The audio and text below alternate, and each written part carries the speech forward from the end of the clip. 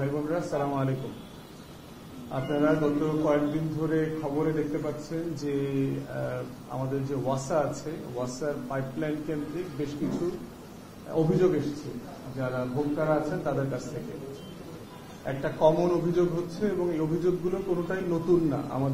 আমরা যারা বিভিন্ন শহরে বাস করছি, বাংলাদেশের সব শহরেই মোটামুটি এই কমন অভিযোগগুলো আছে।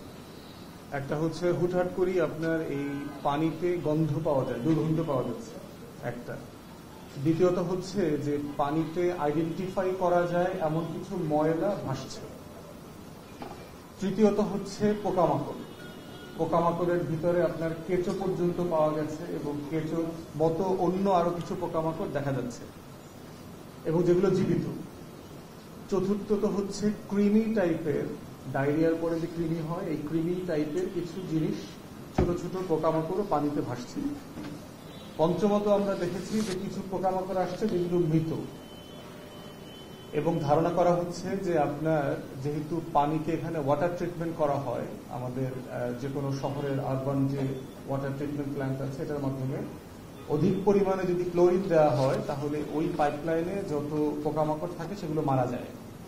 তো সেই মারা যাওয়ার পোকামাকড় যেমন আছে, আবার ক্লোরিনেরও অধিক পরিমাণ ব্যবহার করবার কারণে আপনার গন্ধ বের হচ্ছে, ক্লোরিনের গন্ধ আছে। তো মোটা দাগে হচ্ছে এগুলো হচ্ছে অভিযোগ। এবং এই অভিযোগের আমরা কেন আসলাম? গত 16 বছরের ফ্যাসিবাদী আমলে আমরা দেখতে পেয়েছি যে বাংলাদেশে প্রকৌশলী তাকসিম নামে এক ভদ্রলোক এইখানে দায়িত্বে ছিলেন ওয়াসার। 2009 সালে আওয়ামী লীগ ক্ষমতায় আসার পরে তাকে এখানে এমপি হিসেবে নিয়োগ দেওয়া হয় এবং দফায় দফায় বাংলাদেশের ইতিহাসে কাউকে চুক্তি বাড়িয়ে বাড়িয়ে এত লম্বা সময় কোনো স্বায়ত্তশাসিত প্রতিষ্ঠানের দায়িত্ব দেওয়া হয়নি। সর্বশেষ আমরা দেখেছি 2023 সালে তাকসিমের মেয়াদ এমপি হিসাবে আরো 3 বছর বাড়ানো হয়েছে। আপনারা দেখেছেন যে উনি আমেরিকান নাগরিক, ছেলে মেয়ে পরিবার সবাই ওখানে থাকেন এবং বছরের 3 মাস 4 মাস 6 মাস উনি দেশে থাকতেন না। করোনার পুরো সময়টা ওনার ব্যাপারে অভিযোগ ছিল যে উনি বাংলাদেশে ছিলেন না, উনি আমেরিকাতে ছিলেন। এবং দুদক ইতিমধ্যে তদন্ত করে ওনার বিরুদ্ধে মামলা করেছে এবং টোটাল যে গভর্নিং বডি ছিল ওনার ম্যানেজমেন্টে আরো 10 জনকে এই মামলার আসামি করা হয়েছে। অভিযোগ করা হয়েছে যে ন্যূনতম 5,000 কোটি টাকা লুটপাট করেছে তাকসিম এবং তার সময়কার যে সিন্ডিকেট ছিল। ওয়াসাতে যারা দেশপ্রেমিক, সৎ, ভালো পেশাদার ইঞ্জিনিয়ার ছিলেন, কর্মকর্তারা ছিলেন, তারা যারাই তার বিরুদ্ধে এগুলো কথা বলবার চেষ্টা করা হয়েছে, মিনিস্ট্রিতে অভিযোগ করবার চেষ্টা করা হয়েছে, উনি তাদের সকলের কেরিয়ার খেয়ে ফেলছেন এবং জীবন অসহনীয় করে ফেলেছেন। অনেকের 24 ঘন্টার নোটিশে চাকরিচ্যুত করেছেন এবং পেনশনটা পর্যন্ত দেননি। তো সেই বাস্তবতায় আমরা দেখেছি গত 16 বছরে আপনার প্রায় 25,000 কোটি টাকার বিভিন্ন প্রকল্প হাতে নেওয়া হয়েছিল আওয়ামী আমলে। সেই প্রকল্পগুলো আসলে কি হয়েছে? আপনারা জানেন যে ড্যামরা শ্যামপুরের এখানে একটা সুয়ারেজ প্ল্যান, ট্রিটমেন্ট প্ল্যান করা হয়েছে, চায়না সেখানে ইনভেস্ট করেছে। এই হাজার হাজার কোটি টাকার সিম্পলি কোনো হিসেব নিকেশ নাই। তাহলে অবভিয়াস কোশ্চেন হচ্ছে যে আজকে ভোক্তারা যেখানে এসে যে অভিযোগগুলো করছেন, এটার হিস্টোরিক্যাল রিয়েলিটিটা কোথায়, এটা শুরুটা কোথায় হয়েছে এবং কেন হচ্ছে? রাষ্ট্রের ট্যাক্স পেয়ারদের এত টাকা এত বছর ধরে খরচ করবার পরেও কেন এই সিম্পল ন্যূনতম অধিকার আমার দেশের নাগরিকরা পাচ্ছে না? ন্যূনতম বিষয়, একজন নাগরিক তার পানি খাওয়ার অধিকারটা হচ্ছে একটা ফান্ডামেন্টাল রাইটস। আমাদের কনস্টিটিউশনে খাবারের কথা বলা আছে, খাদ্যের কথা বলা আছে, এবং এই খাদ্যের ভিতরে সলিড, লিকুইড সব ধরনের খাবার পড়ে। অতএব সেই বাস্তবতা আজকে সকালেও একজন সাংবাদিক ভাই উনি আমাকে পাঠিয়েছেন যে ভোক্তারা ওনাদেরকে পাঠিয়েছেন টেলিভিশন চ্যানেলে যে খাবারের পানির মধ্যে আপনার কিভাবে জোক পাওয়া যাচ্ছে, বিভিন্ন পোকামাকড় পাওয়া যাচ্ছে, সেগুলো নিয়ে। এবং একটা টিউবওয়েল, মসজিদের একটা টিউবওয়েল দিয়ে পুরো এলাকাবাসী, হাজার হাজার লাখ লাখ এলাকাবাসী একটা টিউবওয়েলের পানি ব্যবহার করছেন। তাহলে ওয়াসাকে এখন আসলে কি করা দরকার? এবং আমরা যারা নাগরিক আকারে ভোক্তাদের জীবন মানকে সহনীয় করতে চাচ্ছি, যাদের আমাদের লড়াইটা হচ্ছে সেবা এবং সমস্যা সমাধানের রাজনীতি, ঠিক সেই জায়গা থেকে আজকে আপনাদের মাধ্যমে আমরা দেশবাসীকে, ঢাকাবাসীকে, নগরবাসীকে বিভিন্ন এলাকাতে জানাতে চাচ্ছি যে আসলে এবি পার্টি কি বোধ করছে, কি করণীয় আছে। তো এই বিষয়ে আমাদের ফাইনাল প্রস্তাবনা তুলে ধরবার জন্য অনুরোধ করছি আমার বাংলাদেশ পার্টির যুগ্ম সাধারণ সম্পাদক এবং আন্তর্জাতিক বিষয়ক সম্পাদকের দায়িত্ব পালন করছেন ব্যারিস্টার নাসরিন সুলতানা মিরি। আমি ব্যারিস্টার মিরিকে বলছি বাকি প্রস্তাবনা তুলে ধরবার জন্য। আসসালামু আলাইকুম। প্রতি বছর এই সময়টাতে যখন বৃষ্টির সিজন শুরু হয় আমরা দেখতে পাই যে ওয়াসার পানিতে কোনো কোনো এলাকায়, যেটা আমাদের সাধারণ সম্পাদক বললেন, যে কেঁচো অথবা কেঁচো সদৃশ্য পোকা, দুর্গন্ধ, পানিতে আপনি যখন পানি স্যাম্পল কালেক্ট করবেন এটার ভিতরে ইকোলাইয়ের জীবাণু এবং এরকম বিভিন্ন প্রাদুর্ভাব দেখা যায়। এইটা আমি আপনাদেরকে, আমার কাছে স্যাম্পল আছে, আমরা যদি গুগল করি প্রত্যেক বছর 2017, 18, 19, 20, 21, 22 একই খবর, একই নিউজ হেডলাইন, ওয়াসার পানি দূষিত কেন।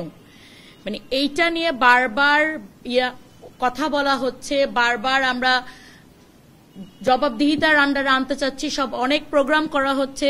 এমনকি 2019 সালে একটা রিট করা হয় একজন আইনজীবীর মাধ্যমে, সেখানে হাইকোর্টের একটা বেঞ্চ জানতে চায় 7 দিনের মধ্যে যে ওয়াসার পানি কেন আপনার জীবাণু ক্যারি করবে এবং এটা সুপেয় হবে না কেন।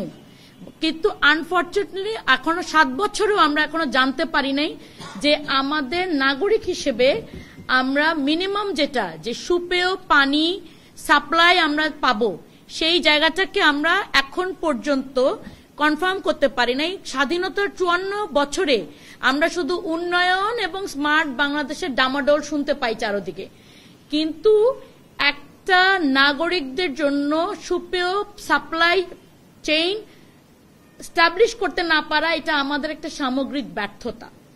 এটা শুধু সরকারের না, আমরা নাগরিক হিসেবে এটা আমরা আদায় করে নিতে পারিনি এখন পর্যন্ত। আপনারা জানেন ঢাকা শহরে শীতকাল শেষ হলেই শুরু হয় একটা নতুন খোঁড়াখুড়ির কম্পিটিশন। এখানে রাস্তা খোঁড়া হয়, ওখানে রাস্তা খোঁড়া হয়, এবং এই অপরিকল্পিত খোঁড়াখুড়ি যেখানে আপনার ওয়াসা, ডেসা এবং তিতাস গ্যাস লাইনকে ইনফর্ম করা না করে করা হয়, যার জীবন যখন ইচ্ছা তখন দেখা যায় যে প্রায় যে আপনার সুয়ারেজ লাইন এবং পানির লাইন যেটা, এগুলাকে ফুটো করে ফেলা হয় এবং তখন দুটা পানির লাইন এবং সুয়ারেজ লাইন একসাথে হয়ে যায়। বিশেষ করে আমি একজন ধানমন্ডি 9 বাসিন্দা।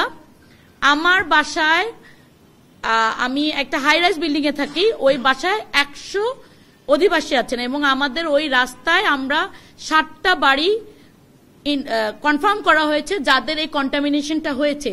তো 7টা বাড়িতে প্রত্যেকটি হাই রাইজ বিল্ডিং, আপনি যদি 100 জন করে মিনিমাম ধরেন তাহলে 700 নাগরিক গত 10 দিন ধরে জিম্মি হয়ে আছে। আমরা পানি কিনে খাওয়ার পরেও, কারণ আপনি পানি যতই কিনে খান আপনার হাত ধুতে হবে, প্লেট গ্লাস ধুতে হবে, এই ইকোলাই যেটাকে আমরা বলি জীবাণুটা, এটা কিন্তু খুব ডেঞ্জারাস এবং খুব ডেঞ্জারাস টু কন্টেইন। এটা থেকে আপনার ফুড পয়জনিং থেকে শুরু করে হ্যাপাটাইটিস সব ধরনের রোগ হয় এবং আমরা কোনোভাবে এটা কন্টেইন করতে পারছি না। আমরা এত সাবধানতা নেওয়ার পরও, বিশেষ করে আমার অভিজ্ঞতাটা বলি, আমি নিজে, আমার বাচ্চারা গত 7 দিন মোটামুটি বলা যায় হসপিটাল থেকে আসছে এবং যাচ্ছে, এবং একবার করে কন্টামিনেশন বন্ধ হয়, অ্যান্টিবায়োটিক শেষ হয়, আবার কন্টামিনেশন শুরু হয়। তাহলে এই যে আমরা নাগরিক হিসেবে এই যে ভোগান্তিগুলা, আমরা কিন্তু ওয়াসাকে আলাদা করে চিঠি দিয়েছি, ওয়াসাতে গিয়েছি, কথা বলেছি, ওয়াসার ইঞ্জিনিয়ার এসেছে, তারা তখন খোঁড়াখুড়ি করে বের করলো যে আপনার সুয়ারেজ, গন্ধতেই বোঝা যাচ্ছিল সুয়ারেজ লাইন এবং পানি লাইন এক হয়ে গিয়েছে, কিন্তু এখন পর্যন্ত এটা কোথায় এক হয়ে গিয়েছে এটা বের করতে পারে নাই। তো 10 দিন হয়ে যাওয়ার পরে যখন বের করতে পারিনি, তাহলে আমরা কি আশা করতে পারি যে কখন বের করতে পারবে। তো এভাবেই কিন্তু নাগরিক জীবন চলছে এবং কিছু কিছু এলাকা, যেটা আমাদের সাধারণ সম্পাদক বলল, জুরাইনের মতো এলাকা বছরের পর বছর একটা টিউবওয়েলের উপর ডিপেন্ডেন্ট হয়ে পুরা নগর জীবন চলছে। এটা তো কোনোভাবে, এটা তো আপনার আফ্রিকাতে যেখানে পানি পাওয়া যায় না সেখানেও তো এত কষ্টকর জীবন নেই। তাহলে আমরা ঢাকা শহরে আমরা কিন্তু, আপনারা যারা ঢাকাতে থাকেন আপনারা জানেন যে আপনার বাড়ির ট্যাক্স থেকে শুরু করে বিভিন্ন প্রকারে কিন্তু আপনার ট্যাক্স, ওয়াসার বিল থেকে শুরু করে আমরা দিয়ে যাচ্ছি, কিন্তু নাগরিক সুবিধার বেলায় আমাদের কিন্তু একদম বলা যায় মোটামুটি জিরোতে আছি আমরা। এই যে ওয়াসার আগের এমডি যেটা বললেন তাকসিম খান, যে উনি বারবার বলতেন যে এইটা হচ্ছে ওটা হচ্ছে। 2018 সালে যখন ওনাকে জিজ্ঞেস করা হয়েছিল যে ওয়াসার পানির এই অবস্থা কেন, উনি তখন পুরোটাই দোষ দিয়েছিলেন যারা ক্লায়েন্ট তাদের উপর, যে বিভিন্ন অবৈধ লাইন আছে, ফুটো করে এই জন্য। কিন্তু ওয়াসার পানিটা যে যখন কালেক্ট করা হয় ফ্রম দ্য সোর্স, যে আপনার যে টাঙ্কি থাকে সেখান থেকে, এবং ওনাকে বলা হয় যে আপনি একটু খেয়ে দেখেন, তখন কিন্তু উনি এটা অস্বীকার করেছেন। কারণ উনি নিজে জানেন যে ওনাদের সাপ্লাইটাই অ্যাকচুয়ালি ভালো না। এগুলো আমরা, ঠিক আছে, লাইন খারাপ হতে পারে, তার লাইনটা চেঞ্জ করতে কার দায়িত্ব? এটা তো ক্লায়েন্ট অথবা আমরা অ্যাজ আ এন্ড ইউজার এটা আমরা করতে পারবো না। এটা সরকারকে উদ্যোগ নিতে হবে। এবং তাকসিম খানের মতোই এখনকার প্রশাসক যে আছেন, আমি জানি না ওয়াসার এখন এমডির নাম কি, ওনার কোন পদক্ষেপ কি আপনারা দেখতে পেয়েছেন? এই যে আপনার আজকে তো এবি পার্টি আজকে 20 তারিখ যেটা করছে সংবাদ সম্মেলন, আজকেই তো প্রথম এই খবরটা বের হয় নাই যে ওয়াসার পানিতে দুর্গন্ধ অথবা ময়লা। এটা গত 7-8 দিন ধরে আমি অন্য বিভিন্ন খবর, পত্রিকা, ফেসবুকে দেখতে পাচ্ছি।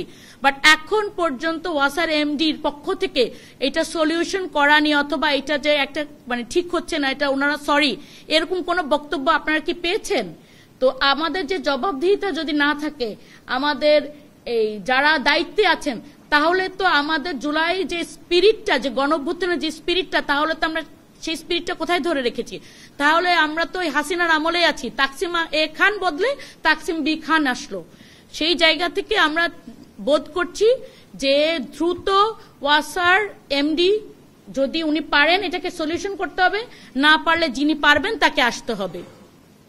আমরা আহ্বান করছি শর্ট টার্মে অ্যাকশন নিয়ে, যেখানে পানি যেই জায়গায় লাইনগুলা সাবমার্জ হয়ে গেছে অথবা একসাথে হয়ে গিয়েছে, সুয়ারেজ এবং পানির লাইন, সেই জায়গাগুলো আইডেন্টিফাই করে আলাদা করে পানির লাইনগুলোকে ওয়াশ করে সুপেয় পানি প্রদান করা হোক।